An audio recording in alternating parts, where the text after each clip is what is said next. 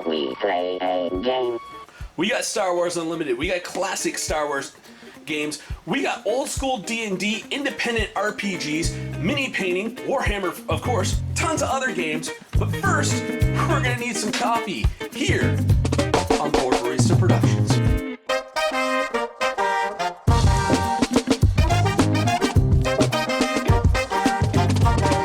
Hey everybody, welcome to Retro Reviews, a review show where we go through my copious amounts of RPG books, paraphernalia, one at a time. And to join in the Ramble Fest, we have Tanya. Hey, Fen. What's up? How you been doing this week?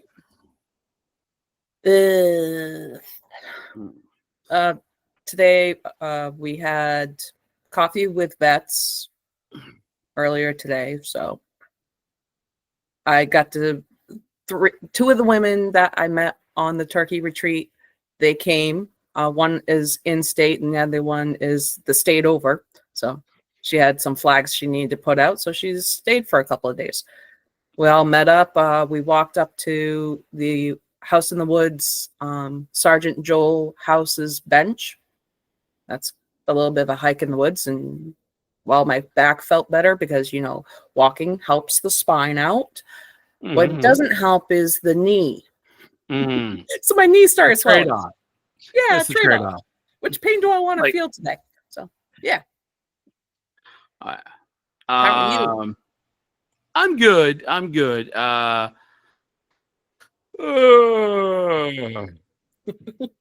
Ready for vacation? I'm ready for a vacation. It's a 3-day weekend coming up for Memorial Day.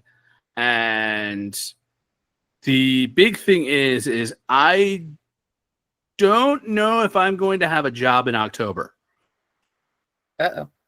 Yeah, the budget that's going through Congress right now. Oh. The where I work has been taken off of the budget. So now I work at Job Corps. I'm a teacher at Job Corps, and they're taking Job Corps out of the budget. So if that happens and they don't put it back into the budget before the budget gets out of Congress, I don't know where the money for my paycheck is going to come, or if there's going to be a facility open for me to teach at. So please like, share, subscribe, all those things. And we are getting to the actual content at this point. So today we are talking about Galladinium's Fantastic Technologies. Another book I got at B. Dalton Bookseller. This was actually, so the other Fantastic Technology was all stuff that was pulled from the adventure journals and campaign books and supplements to be able to be like, you could just buy this and get all the gear that's not in the player's handbook in the core rule book for the Star Wars role-playing game. This one, on the other hand, was actually the RPGA, the Role-Playing Gamers of America, which was the body who ran all of the competitive tournaments at like Gen Con and other big convention centers, nerd gatherings. I actually had the RPGA module, like the official RPGA tournament handbook with two adventures for AD&D second edition. I thought they only, until I did the research on this one, I thought they only covered D&D tournaments, but they also covered Star Wars RPG tournaments as well. And the RPGA had a contest for people to design Star Wars tech and send it in, and the stuff that got the best votes got published in this book. So this is designed by gamers of the game for the game to fill in some niche tech rule areas that like Star Wars didn't really have toys for. Like the Guardian droid? The Guardian droid. And a bunch of these things actually did kind of like filter their way in because, like I said before, the writers of the Star Wars novels, the old extended universe, the early novels all used the Star Wars role-playing game as their official B canon. So you had your A canon, which was the movies, and then your B canon was all the books, was all of the source books for the games. Yeah, So guardian droid looks like a dog, a mechanical dog. Yeah. With a weird face. Yeah. So I guess I probably said this before. I got this one at B. Dalton Bookseller. Almost like 80% of my Star Wars role-playing game books all came from that one bookstore in the mall in Prescal.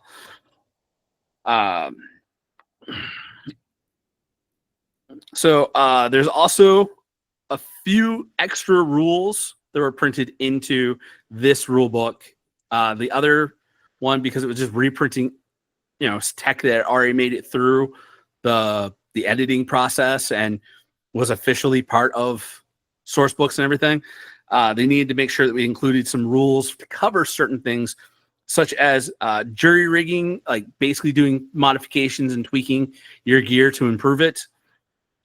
Equipment failure table. So what happens when you roll that dreaded one on the wild die and miss your difficulty to be able to do something? What happens to your gear when it fails? And also rules on how cybernetics give players dark side points. So if you actually get like part of your body replaced or upgraded, it actually would cause you to go over to the dark side, accrue a few little, which is one of the biggest pet peeves I have against the Book of Boba Fett, was all the people doing the mods, because I'm like, oh no, you're going against nature. That's a path to the dark side, is modding yourself out. And for me, some standout gear in here is the Astromech voice box. So R2 units and like all the R series units are usually speaking in droid speak, which is the bleeps and the whistles. So you could actually buy a conversion kit to put on your R droid so it could actually speak a real language.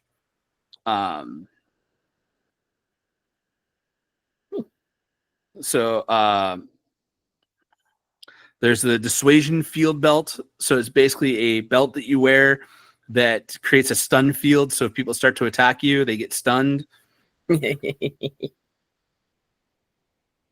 There's the hollow chronometer, which is basically just a hologram projecting watch. Portable survival pod, so stabilizes the somebody who's critically injured until you can get them medical treatment, which that made it into Star Wars movie canon. The whole pod that they put Anakin in when they rescue him off of Mustafar after when Obi-Wan's like, sliced and diced and turns Vader at that point into a quadriplegic. Yeah, that rescue pod they got him in to get him back to put him in the suit is like from this book. That's the first time something like that appeared in Star Wars. We got the bubble cloak, which is a cape that you can wear that if you get sucked out the airlock, it becomes a little like a personal escape pod. Okay, you look like you had something to say right there before this book came out before that movie came out, because that was the 2000 Star Wars movies, right? Yeah, the episode 3, Revenge of the Sith. This came out in 95, and Revenge of the Sith came out in 2005. Okay, so yeah, it's 10 years before the movie actually came out, and there was some stuff in there. They also have, like, you can buy a Dejeric table, which is the holographic chess that they're playing on the Millennium Falcon. Yeah. A bio cocoon. It's basically an organic material that you can put on a surface, and when somebody steps onto it, it will actually wrap around their foot and then slowly climb up and immobilize them. You can get a hyperdrive booster, so you can make your ship go faster. And the security breach droid is an R2 unit that is designed to get into places it shouldn't. So it's the whole thing of like an R2 unit that's got like some really like good like breaking and entering capabilities. So anything in the book stand out to you? Well, what originally I thought was like I thought it was part of the medical, and then I realized I had gone past medical into gifts, personal gifts, or personal gift ideas. Yeah, is that little finger? Where is it? Credit chip bio encoder. Oh yeah, so you can end up basically making it so your credit chips have your chain code, your DNA code on it. That way you can like encode certain things so that way people try to steal it and then you're like, actually that's mine.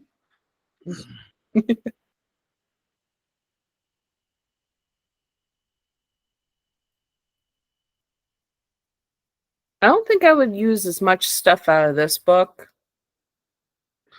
as compared to the past book we were reviewing. This one's got a lot more. It's a lot less weapons, a lot more like toys compared to the last book. But the last book, and I like that they broke it up kind of like that, where it ended up being like, you know, having a weapons book, having a toy book is definitely a lot more interesting than